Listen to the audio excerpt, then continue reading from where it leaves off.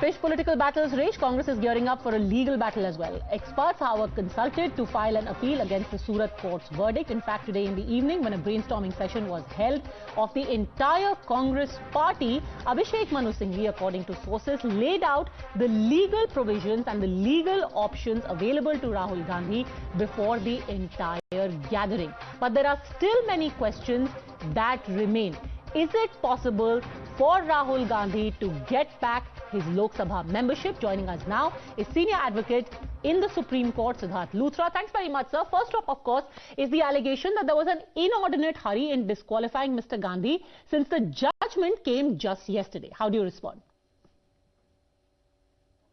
Yeah, so the simple thing is the disqualification takes place when the judgment of conviction and the sentence is pronounced.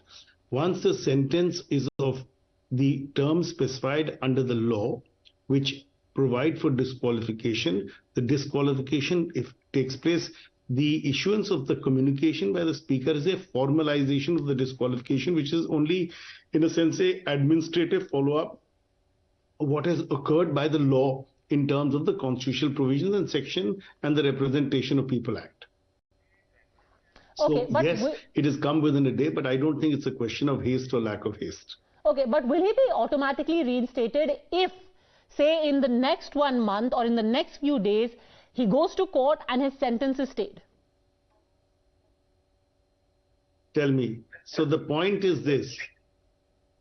In the event that Mr. Gandhi seeks a stay of conviction along with his appeal and he is successful, then the conviction, the stay of the conviction would allow him to go back to the speaker and say, today the conviction is stayed, therefore my suspension my disqualification should not continue.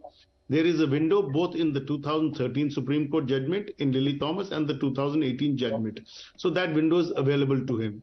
If the speaker does not concur, he can challenge that order of the speaker in the High Court or in the appropriate fora, and that is a remedy which he will have to exercise based on the issue. In the event, in the appeal, the trial court does not give a stay of conviction, the remedy is to approach the High Court, and if not successful in the High Court, the Honorable Supreme Court. Now, just to clarify, if the judgment is set aside as a whole, he can get his seat in the Lok Sabha back, provided the speaker agrees. No, if the judgment is stayed, not set aside. Setting aside will happen if and when the appeal is finally determined. Today, what it requires to get is seek an order of stay of the conviction against him. If you recall, in the Navjot Sidhu case in 2007-8, this is exactly what happened. He sought a stay of conviction. He got it, and therefore he was allowed to continue in electoral politics. He went back and he fought the next election. Today, there are two things which politically he has to consider. One is seeking a stay of conviction, not only for the reinstatement, but also to be able to fight the 2024 election. Now, we're also learning that there is some talk about how a bypoll is to be held or could be held in Wayanad. Now, what if this takes some time, this entire process of getting a stay from a higher court, and in the meantime a bypoll is held for Wayanad? Then what happens? If the bypoll is held in the meanwhile, then obviously if it's held while his disqualification is in effect, the new person will be elected. If he does not get a stay while in the interim the bypoll is held, then his term, then he would have lost that opportunity to go back to the speaker. But the sentence was suspended yesterday. He was also given bail. He was given time of 30 days. Despite that, today morning, his Lok Sabha membership was taken away. Is that justified? Because the thinking is that he was given that time period of 30 days. Then why did the suspension happen today? The suspension of sentences only that his liberty is secured, because this is a bailable offence, and under the law as it exists, he was entitled to get bail or suspension of sentence till he files an appeal, and also to seek a suspension of sentence upon filing of the appeal. That has nothing to do with the conviction. The disqualification is not predicated on the existence or the suspension of sentence, but the disqualification is predicated on the fact of conviction and a sentence of 2 years in this case, as it has been granted.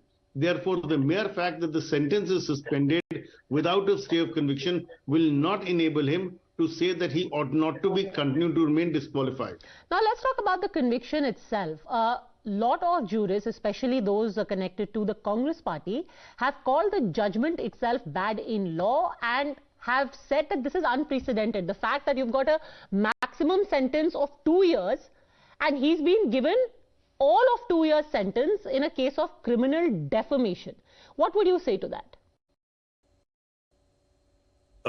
The response is that, firstly, I am not aware of the merits of the case, so it is not fair on my part to comment on it. However, I would definitely concur with them that a sentence of 2 years, which is the maximum in a defamation case, is definitely an unusual sentence.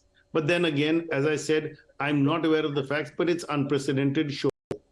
Normally in defamation cases, because the sentence can be only fine or a minimal sentence, so either of them can be granted. So it's unusual that this has happened. It's unusual. What if Mr. Gandhi now goes before a higher court and apologizes? Can the matter rest then? The apology will have to be accepted by the complainant, and it will be between the complainant and Mr. Gandhi. If they were to resolve their differences, then the appellate court can convert the conviction into a resolution and acquit Mr. Gandhi of all charges, because these are compoundable offenses. That is, they can be settled between parties, and therefore it can easily be settled if the two of them, if the complainant was to accept his apology, and the matter could be compounded and he would be acquitted, which means everything goes. Mr. Luthra, is it unusual for a community, an entire community, to claim criminal defamation? Because the people who were named largely were the Prime Minister, Lalit Modi and Nirav Modi. The argument is none of that these three individuals haven't gone to court alleging defamation. Is it surprising that an entire community is claiming hurt instead of an individual? So, whether it's a company or a group of persons, they can actually claim that they've been defamed. But the individual who claims defamation has to show a linkage with the statement and the impact on his credibility or reputation. These are, again, that's the law. So both factors need to coexist, both aspects need to coexist. However, as I said, this is something which will have to be determined whether the complainant has effectively been able to show that the statement against the community has led to a defamation of the individual who has come before the court. Okay, the Congress is getting its legal options, its legal roadmap together. Tomorrow at 1 p.m, Rahul Gandhi is going to speak for the first time. He's tweeted twice today, but tomorrow at 1, he's going to speak about his disqualification and the road ahead. We'll be keeping a close eye. For the time being, Siddharth Luthra, thanks very much for speaking to us. Thanks for watching. Stay tuned to Times Now. It's India's election news headquarters, and this is going to be the event that shapes election 2024. See you there.